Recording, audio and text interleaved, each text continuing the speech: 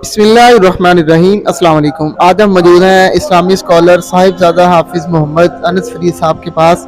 कारी साहब से हम सवाल करते हैं आज। कारी साहब, हमें ऐसा कोई दीन इस्लाम से, शरीयत की रूह से ऐसा कोई अमल बता दें जिससे दुनिया की जो लज्जत वाली ज़िंदगी है उससे हमारा छुटकारा मिल जाए और हमें हमारी आखिरत की फ़िक्र करने का सबब बन जाए। जी कारी साहब। अस्सलामु अलैकुम वरहमतुल्लाहि वबरकातुहू।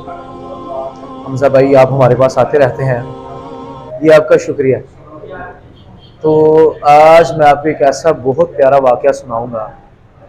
अगर जो बंदा इस वाक़े पे गौर कर लेगा तो इंशाल्लाह उसकी ज़िंदगी भी बेहतर हो जाएगी, उसकी आखिरत भी बेहतर हो जाएगी। हमारे यहाँ मुआशरे के अंदर दुनिया की लज्जत बड़ी ज़्यादा है, दुनिया की फ़िक्र बड़ी ज़्यादा है। इस पर आपको एक वाक़या सुना देते हैं। जंगल के अंदर एक इंसान भागा चला जा रहा है, उसके पीछे शेर लग जाता है। भागते भागते वो एक कुएं में छलांग लगा देता है। कुएं में छलांग लगाने के बाद जब वो एक चीज देखता है, कुएं के साथ रस्सी को लटक ले जाए, लटकने के बाद देखता है कि नीचे एक सांप है और शेर ऊपर कुएं के खड़ा है और दो चूहे उसकी रस्सी को काट रहे हैं। एक सफेद रंग का चूहा है, एक ब्लैक रंग का।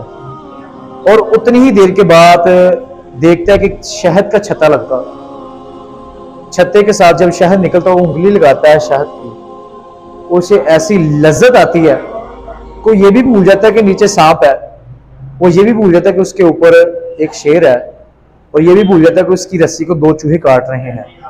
असल में इसके पीछे मकसद कोई और है। मौत है ना, जो ये शेर है ये इसके पीछे पीछे पीछे आ रही है, और ये जो सांप है, ये कुआं है, ये कब्र है। इस कब्र में उसने जाना ही जाना, गिरना ही गिरना। ये जो दो चूहे हैं, एक ब्लैक और वाइट, ये दिन और रात है इसकी आस्ता आस्ता जिंदगी को खत्म कर रहे हैं। और ये जो शहद का छत्ता है, ये दुनिया है। जब इसने शहद चखा है और वह ये भूल गया सारी चीजें कि इसके पीछे शेर भी लगा हुआ है और नीचे उसने कुएं में भी जाना है और उसकी जिंदगी की रस्सी को काट भी रहे हैं।